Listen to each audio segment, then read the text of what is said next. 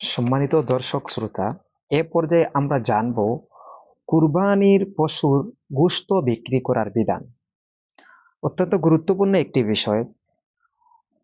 যারা আমরা কুরবানি করব, তারা তাদের কুরবানির জন্তুর পশুর গোশত বিক্রি করতে পারবে কিনা, এই বিধানটা আমরা জানব।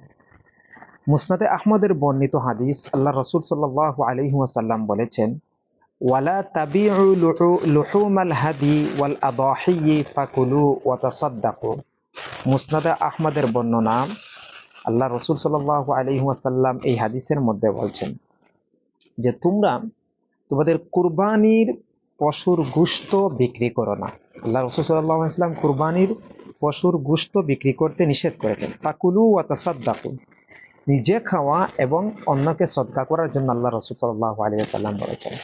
কাজেই বোঝা গেল নিজের কুরবানির পশুর গোশত বিক্রি করা জায়েজ নয়, বরং এটা নিজে খাবো এবং অন্যকে দান করব, সদকা করব।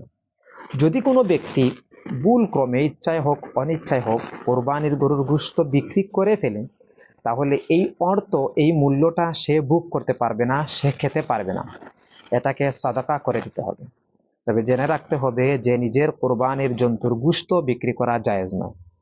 হ্যাঁ, কোনো ব্যক্তি যদি কোরবানির গরুর গোশতের অংশ সে পায়, যেমন অনেক যারা সাদাকা গ্রহণ করে, যারা দরিদ্র লোক, বিভিন্ন বাড়ি থেকে গিয়ে তারা গোশতের অংশ আসে বা অংশ সে নিয়ে আসে, সে যদি তার প্রাপ্ত অংশ একত্রিত করে বিক্রি করে, তাহলে এটা তার জন্য জায়েজ আছে।